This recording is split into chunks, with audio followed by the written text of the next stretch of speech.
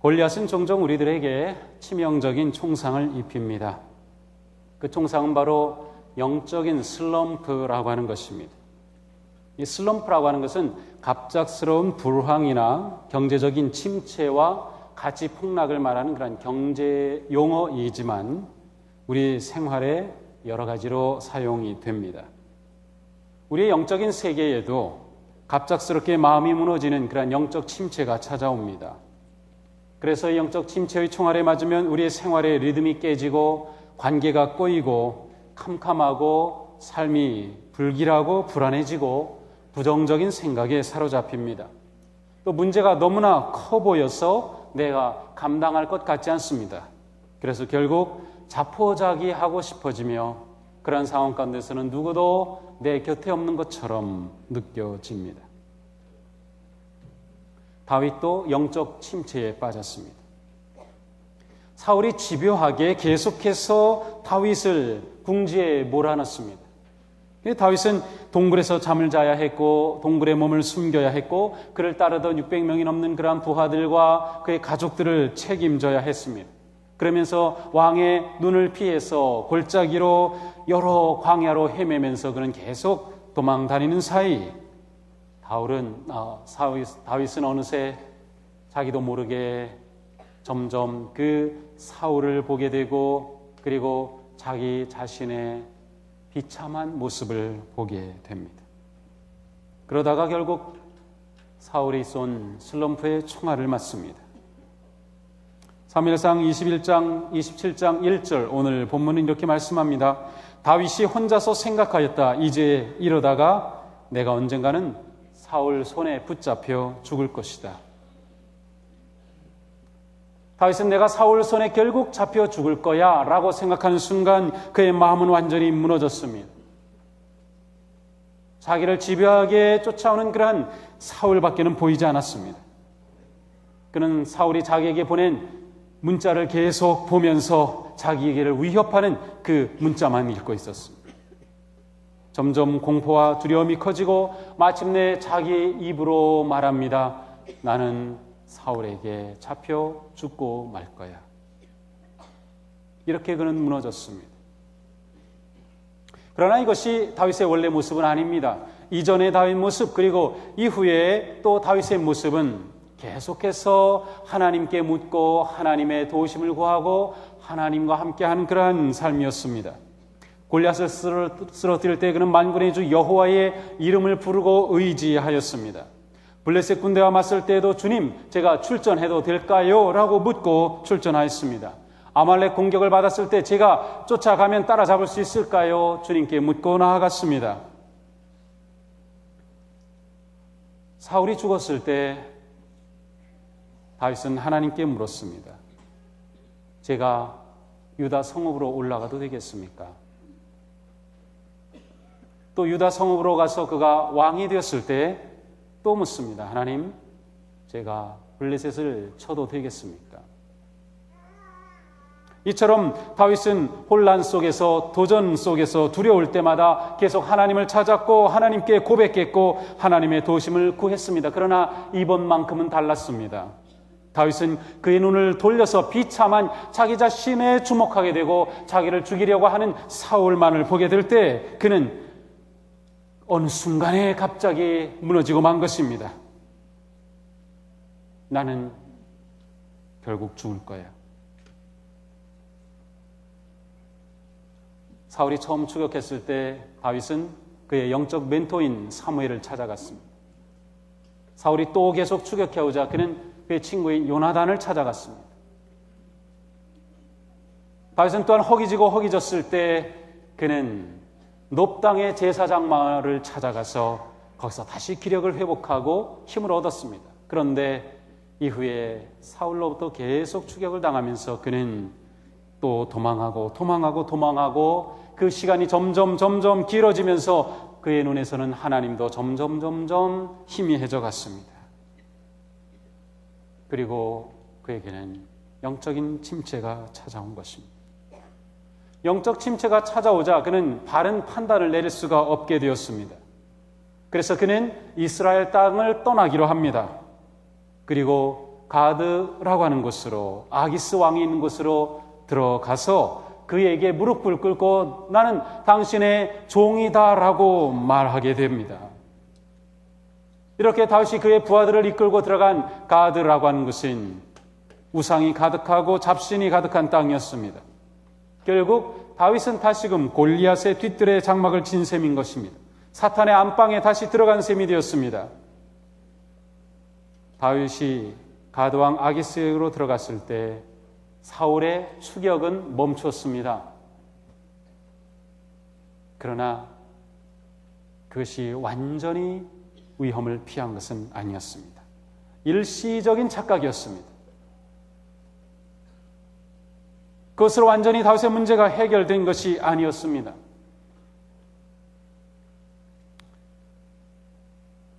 우리의 삶 가운데도 이런 일이 일어납니다. 열심히 버티고 견디고 싸우고 기다리고 인내하다 결국 지쳐서 어느 순간 모든 것을 다 내려놓고 싶어질 때가 있습니다. 내가 지금까지 잡아왔던 삶의 원칙도 버리게 되고 내가 잡았던 믿음의 길도 놓게 되고 더 이상 하나님이 나를 구해 주실 것 같지 않게 생각이 들고 내게 더 이상 소망이 없다고 느껴질 때가 있습니다. 아무도 나를 도와줄 것 같지 않고 나 혼자인 것 같은 때, 그래서 영적 침체에 빠지게 되면 그릇된 선택을 합니다. 다시 옛날로 돌아가는 거죠. 차라리 골리앗의 뒤뜰이 더 안전해 보입니다. 그곳으로 가면 사울이 쫓아오지 못할 것 같습니다. 그래서 끊었던 술에도 손을 대고 다시금 비리의 유혹을 붙잡기도 하고 음란한 것에 빠지기도 하고 부정한 관계를 즐기기도 합니다. 주님의 통치를 벗어나 세상의 거짓 안정의 삶을 맡기고 마는 거죠. 그러나 이것은 잠시적인, 일시적인 안정일 뿐입니다. 그것이 문제를 결코 해결해 주지 못합니다. 오히려 그런 상황이 되면 죄책감이 일어납니다. 하나님을 버렸다고 하는, 이스라엘 땅을 떠났다고 하는 죄책감에 더욱 침체하게 되는 거죠. 자문의 말씀처럼 어떤 길은 사람의 눈에 보기에는 바르게 보이지만 필경은 죽음의 길, 사망의 길인 경우가 있는 것입니다. 다윗이 이렇게 골리앗의 영토에 들어갔을 때 처음에는 평탄해 보였습니다. 그러나 그가 자기가 종이라고 아기스에게 거짓으로 고하고 그 땅으로 기어 들어갔지만 결국 그곳에서 다윗은 진정한 평안을 누리지 못합니다. 아기스는 이전에 다윗이 한번 피난했던 곳입니다. 그래서 그 성에 들어가서 왕궁으로 갔지만 이 사람이 누굽니까? 다윗 아닙니까? 사울은 천천히요, 다윗은 만만이라고 했던 그자입니다 라고 하는 말을 듣는 순간 나는 죽었다 싶어서 미친 체 하였죠. 그래서 빠져나왔던 바로 거기로 다시 들어간 겁니다. 그런데 이번에는 이 아기스 왕이 보니까 정말 맞습니다. 다윗이 사울을 피해 도망다닙니다. 사울은 다윗을 죽이려고 합니다. 아, 그래, 맞구나. 다윗이 몰래 들어온 게 아니라 정말로 사울의 적이 되었구나. 그리고 맞아준 것입니다. 그러나 한 가지 조건이 있었습니다. 내가 너를 우리 땅에 받아준다. 그리고 너에게 시글락이라고 하는 조그만 성읍 너에게 준다. 내가 그곳을 다스려라. 그러나 한 가지 조건은 내가 이스라엘과 싸워서 이스라엘 백성들을 사륙하는 거다. 내가 그렇게 탁월한 전사인데 이스라엘과 싸워서 그들을 죽이는 게 내가 내 밑에 들어오는 조건이다. 그러나 다윗이 아무리 영적 침체 가운데 빠졌다고 해도 어떻게 자기 동족을 죽입니까? 하나님께서 그는 이스라엘의 왕으로 기름 부으셨는데 그가 어떻게 그의 동족을 죽이고 왕이 되겠습니까? 그래서 다윗은 이스라엘과 전쟁이 일어날 기회가 오면 계속 피해 다닙니다. 그리고 다른 부족과의 전쟁이 일어나면 얼른 그곳으로 가버립니다. 그래서 계속해서 다윗은 구슬과 싸우고 기르스와 싸우고 아말렉과 싸우면서 이스라엘과의 싸움은 계속해서 피해 다녔습니다. 그러나 그것도 끝이 왔습니다. 마침내 블레셋이 일어나서 이스라엘과 대접전을 일으키고 사울과 대전쟁을 일으키게 됩니다. 그때 아기스는 다윗을 그곳에 넣습니다. 내가 드디어 기회가 왔다. 너는 장군으로 참여해서 이스라엘과 맞붙어라. 다윗은 피할 수 없게 되었습니다. 그런데 하나님이 도우신 걸까요? 블레셋의 장군들이 왕에게 말합니다. 안 됩니다. 다윗을 이 전쟁에 참여시키면 안 됩니다. 그 어느 때보다 중요한 이 전쟁인데 만약 다윗이 참여했다가 갑자기 군사를 돌려서 우리를 치면 어떡합니까? 이것은 도박입니다. 결국 아기스 왕도 포기하고 다윗을 참전시키려 했다가 그 계획을 취소합니다. 그래서 다윗은 다시 그의 군사들을 이끌고 왕이 주었던 시글락 마을로 돌아갔습니다. 그런데 이게 어찌된 일입니까? 시글락으로 가서 보니 그 사이에 아말렉 군대가 와가지고 다윗의 가족과 다윗의 부하들의 가족 모두를 다 잡아가지고 떠나가 버린 겁니다. 그리고 시글락은 완전히 폐허가 되고 말았습니다. 블레셋에서 배척되고 아말렉의 강탈을 당하고 조국도 잃어버리고 돌아갈 집도 없어진 다윗이 되었습니다. 그가 잠시나마 통치했던 시글락의 백성들 그리고 그를 따르던 부하들까지도 돌을 집어서 다윗을 죽이려고 난리칩니다. 이렇게 완전히 궁지에 몰린 순간, 영적 침체에 침체에 또 빠진 순간 이젠 끝이다 라고 하는 그 순간 그는 이게 아닌데, 이게 내 진짜 모습이 아닌데 제정신이 들었습니다.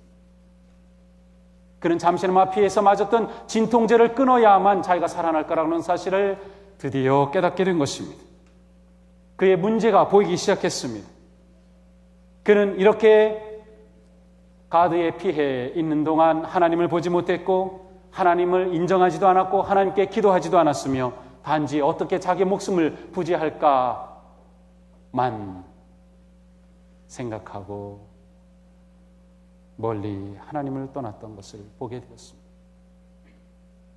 그래서 그가 진통제를 끊어야 한다는 사실을 깨닫고 처음 한 행동은 제사장 아비아달을 찾아가서 제사장의 예복인 에봇을 달라고 해서 그 에봇을 놓고 하나님께 기도하는 것으로 그는 침체를 벗어나기 시작합니다. 그가 이렇게 하나님 앞에 섰을 때 비로소 다윗은 하나님 여호와를 힘입게 되고 용기를 얻었더라. 사무엘상 30장 6절의 말씀입니다. 오늘 본문과 이 사무엘상 30장 사이에 있는 구절은 이 성경은 사울의 어떤 일어나는 일들을 주로 다루고 있습니다. 그래 오늘 본문 뒤에 이어지는 다윗이 그의 영적 침체에서 일어나는 이 30장의 첫 구절입니다. 하나님 앞에 다시금 서자 하나님께서 그를 잡아주셨고 하나님 여호와를 힘입어 그가 용기를 얻었다. 우리가 나아가는 믿음의 순리의 길에 우리는 영적 침체를 경험합니다. 아무리 믿음이 크고 위대한 사람도 영적 침체를 맞습니다. 중요한 것은 영적 침체가 오지만 영적 침체로부터 벗어날 수 있느냐는 겁니다. 영적 침체가 너무나 길게 이어지면 완전히 주저앉고 맙니다. 가끔 그러한 분들을 봅니다. 과거에는 신앙생활에 열심이었고 직분도 가지고 있었고 헌신적이었고 그랬지만 삶의 무게가 길어지고 무거진 거 이기다 못해 영적 침체에 빠진 후 그것이 너무 길어져서 아예 주저앉고 만 것. 물론 어느 순간인가 하나님께서 다시 일으켜 주십니다. 그러한 사람들을 봅니다. 그러나 우리가 영적 침체에 빠졌을 때 침체로부터 벗어나는 길이 있습니다. 그리고 벗어나야만 합니다. 지금 영적 침체 가운데 있는 분이 있을 수도 있고 이미 겪어온 분도 있을 수 있겠지만 또 우리는 영적 침체를 맞이할 것입니다. 그때 우리는 침체에서 벗어나야 한다는 생각을 그리고 벗어날 길이 있다는 사실을 아는 게 매우 중요해요. 아마도 오늘 말씀은 당장에도 중요하지만 우리가 순례길을 걷는 그 과정에 다시금 또 보아야 하고 다시금 또 들어야 할 말씀일 겁니다. 어떻게 영적 침체에서 벗어나나요? 그것은 영적 침체에 빠져 들어간 그 길을 거꾸로 거슬러 올라오면 됩니다. 다윗이 영적 침체에 빠지게 된 것은 그를 괴롭히는 문제가, 그를 억누른 일들이 지속되면서 점차로 하나님을 보던 그의 눈이 조금씩 흐려졌습니다.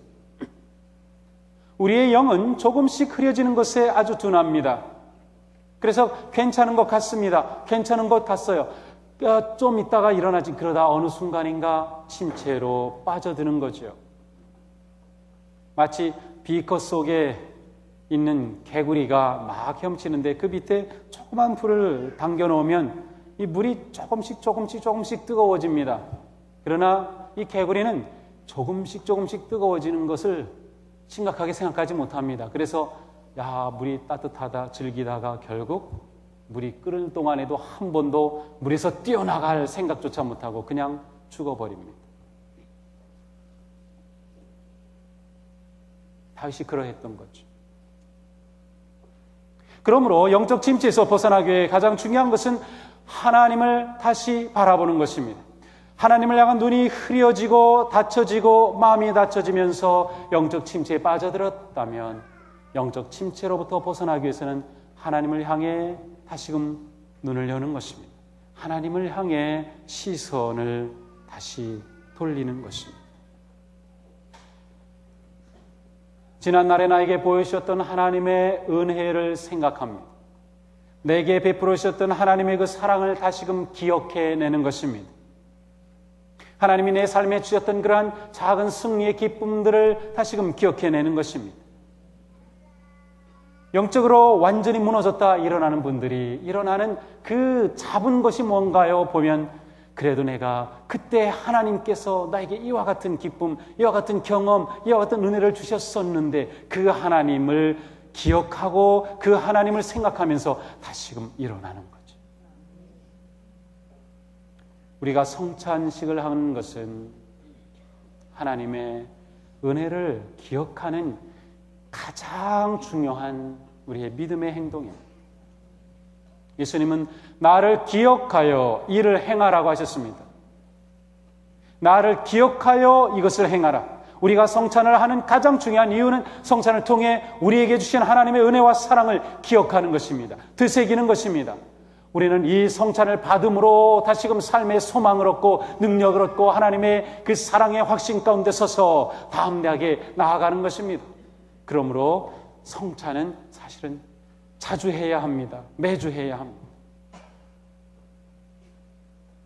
그러니까 제가 매주 하지 못하는 건 제가 잘 못하고 있는 것입니다. 그러니까 앞으로 매주 할 가능성이 있죠.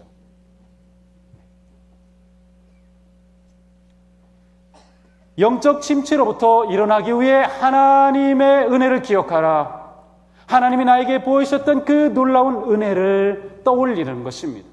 그런데 그 떠올리기 위해 우리에게 성찬과 우리에게 예배와 우리에게 말씀이 그 실마리가 되고 불꽃을 당겨준다는 사실이에요.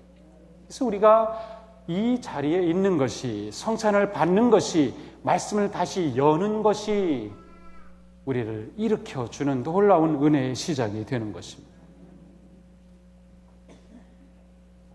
예수님은 말씀하셨습니다. 수고하고 무거운 짐진 자들아 다 내게로 오라. 내가 너희를 쉬게 하리라. 인생의 무거운 짐으로 침체하던 우리들에게, 영적인 슬럼프에 빠진 우리들에게 주님은 부르십니다. 내게로 와라. 내게로 와라. 내가 너희를 쉬게 해주겠다. 침체 가운데서 삶의 무게가 너무 무거워 포기하고 싶은 내 무거운 마음 가운데 내게 와라. 내게 와라. 우리가 지칠 때, 마음이 무너질 때, 영적 침체를 겪을 때 그래도 하나님을 기억하고 하나님을 바라보는 그것이 매우 중요합니다. 우리가 하나님을 멀리 떠났어도 우리를 향한 하나님의 사랑의 눈길은 우리에게서 한 번도 벗어난 적이 없습니다. 우리가 하나님을 버렸어도 우리를 향한 하나님의 사랑은 한 번도 작아지지 않았습니다. 하나님의 사랑은 한결같아요. 그래서 신실하신 하나님이에요. 우리를 향한 하나님의 마음은 한결같아요. 그래서 우리는 언제든지 그 하나님께로 돌아올 수 있는 겁니다. 내가 돌아갈 때 하나님 나를 받아주실까? 그것은 우리의 작은 마음일 뿐입니다. 하나님은 오늘도 활짝 열고 계시며 앞으로도 활짝 열고 계실 것입니다. 내게로 와라. 내가 내 인생에 참된 쉼을 줄게. 우리를 부르고 계신 거죠. 우리를 향한 하나님의 사랑은 이처럼 끊어지지 않고 우리를 향한 하나님은 결코 우리를 향해 기대와 소망을 포기하지 않고 계시다고 하는 사실을 그것만으로도 우리는 넉넉히 하나님을 향해 돌아설 수가 있는 거죠.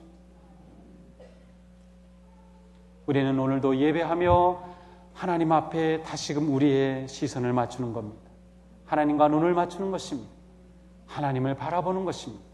이 바라봄의 원칙이라는 것이 있잖아요. 내가 바라보면 그 바라보는 것이 내 눈에 새겨지고 내 가슴에 새겨집니다. 하나님을 보면 하나님의 사랑이 내 가슴에 새겨져 다시금 메마른 내 마음이 일어나게 되고 절망했던 삶의 자리에서 일어서게 되고 아무 소망도 없이 느껴졌던 그 침체로부터 그래, 내가 살 가치가 있는, 나는 하나님의 사랑받는 존재고 나는 하나님의 관심 가운데 있는 존재야.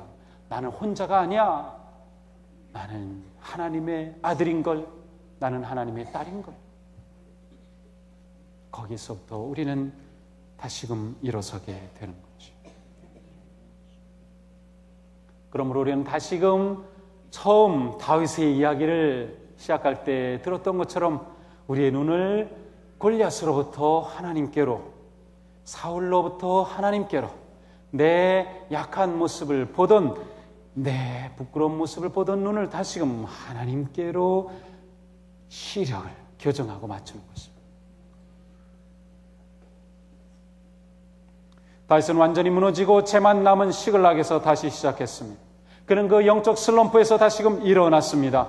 그는 정신을 차렸습니다. 하나님을 바라보았습니다. 그리고 하나님께 기도하였습니다. 그때 하나님 여호와를 힘입고 용기를 얻었습니다. 이 놀라운 용기가 이 시간 여러분의 심령에 부어지기를 축복합니다. 다시금 하나님을 바라보시기 바랍니다. 다시금 하나님을 구하시기 바랍니다. 기도의 줄을 잡아 다시금 일어나는 여러분 되시기를 원합니다. 두 번째로는 친구와 함께 기도의 줄을 잡는 것입니다. 친구와 함께 기도의 줄을 잡으라. 다윗이 하나님을 바라보게 되었을 때 그는 제사장을 찾아가서 그의 거룩한 옷을 요청했습니다. 제사장이라고 하는 중간에 중보자가 있어서 침체한 다윗이 제사장을 통해서 하나님을 바라보게 되었습니다. 다윗에게 있던 그 제사장은 오늘 우리들에게 바로 믿음의 친구들입니다. 우리 믿음의 교우들입니다. 친구와 함께 기도의 줄을 잡는 게 중요한 이유는 하나님께서 우리의 침체 가운데 다가오시고 우리를 일으켜 주시고 우리를 세워 주시고 우리를 격려해 주실 때 하나님께서 갑자기 우리에게 이상하게 초자연적으로 나타나시기보다는 바로 친구의 손을 통해서 우리에게 다가오시기 때문에 친구의 음성을 통해서, 친구의 격려를 통해서, 친구의 기도를 통해서, 누군가를 통해서 우리에게 하나님께서 말씀하시고 다가오시기 때문에 우리에게 영적 친구는 그래서 너무도 중요한 것입니다. 하나님이 우리를 믿음의 공동체로, 그리스도의 몸을 이루는 공동체로 세우신 것은 우리의 신앙생활은 결코 다 혼자 하는 게 아니라는 것을 말합니다. 우리는 함께 하는 것입니다. 누군가 나를 위해 기도해 줄 사람이 있어야 합니다. 누군가 내가 위해서 기도해 주는 사람이 있어야 합니다.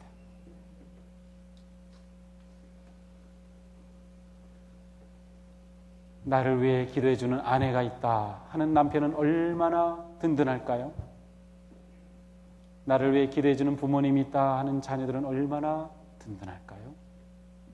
그런데 대개 이 외로움, 고독을 이야기하면 우리는 이 가정이라고 하는 혈연의 관계로 자꾸 생각합니다. 그래서 예를 들면 싱글로 살아가는 사람들이 얼마나 고독할까, 외로울까, 그래서 꼭 어떤 육체적인 그러한 가족 관계를 생각하는데, 사실 고독의 문제는 그러한 혈연적 관계가 아니라 사회를 살아가는 공동체적인 관계입니다. 우리가 믿음의 공동체 안에 있으면 이 안에서 우리는 영적인 외로움을 이겨나갈 많은 믿음의 교제의 줄을 잡고 있어야 하는 거예요. 바로 그것을 위해 우리를 공동체로 부르신 거예요. 왜냐하면 우리는 이 믿음의 줄을 통해 하나님의 사랑을 느끼기 때문입니다. 이 줄을 통해 하나님의 사랑을 경험하기 때문입니다. 이 줄을 통해 하나님의 은혜를 누리기 때문입니다. 나 혼자서 신앙생활 멋지게 해보겠다고요? 그 사람은 100% 쓰러집니다. 이것은 우리에게 아주 중요한 문제입니다. 너희가 서로 사랑하라 라고 하는 것은 서로를 위해 기도자가 되어주고 서로를 위해 세워줄 수 있는 그 관계를 가지라고 하는 것입니다. 과연 우리에게 이러한 친구가 있나요? 있다면 정말 다행입니다. 만약에 없다고 하면 먼저 내가 누군가에게 그와 같은 친구가 되어보세요.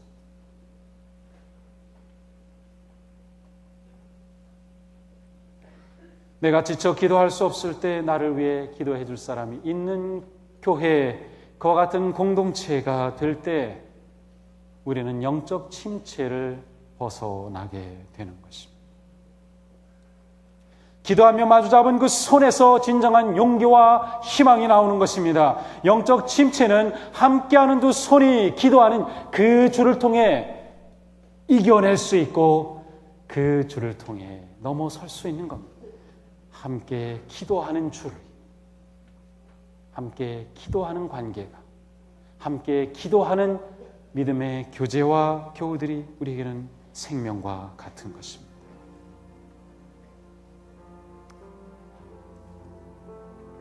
내게 그러한 친구가 없다면 주님, 저에게 영혼의 친구를 만나게 해주세요. 제가 누구의 영혼의 친구가 되어줄까요? 제가 위에서 기도해 줄 사람이 보여지게 해주세요. 내가 쓰러질 때 누군가에게 마음을 열어서 나 힘들어, 나 기도가 필요해, 나 일어날 수 없어, 나 너무 힘들고 외로워 라고 말할 수 있는 그 누군가가 우리에겐 있어요. 그것이 없이 우리가 어찌 교회입니까? 그것이 없이 어찌 우리가 믿음의 공동체인가요? 정말로 나를 위해 기도해 줄 사람이 없다면 중보기도 카드가 있어요. 거기에 내용을 써서, 이름을 밝히기 어려우면 내용을 써서라도 주시면 우리 중보기도 팀들이 위해서 기도해 줍니다. 어느 순간인가 우리 교회 그 중보기도 함 자체도 눈에 보이지 않고 기도하는 요청도 없어졌어요. 그만큼 우리가 영적으로 아주 잘 나가고 있는 건지 모르겠습니다. 기도 요청하기를 주저하지 마세요. 내가 힘들다고 말하는 것을 부끄러워하지 마세요. 우리에겐 누군가가 그런 사람이 있어야만 합니다.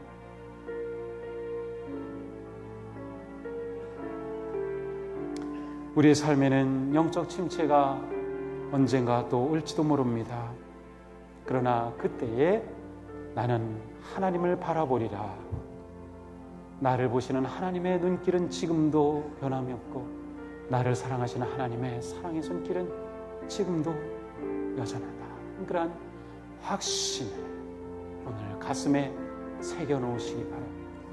그리고 아름다운 믿음의 교제를 기대하면서 서로가 세워주고 일으켜주고 격려하고 품어주고 기도하는 아름다운 믿음의 공동체로 커가는 우리가 되기를 주님의 이름으로 축복합니다.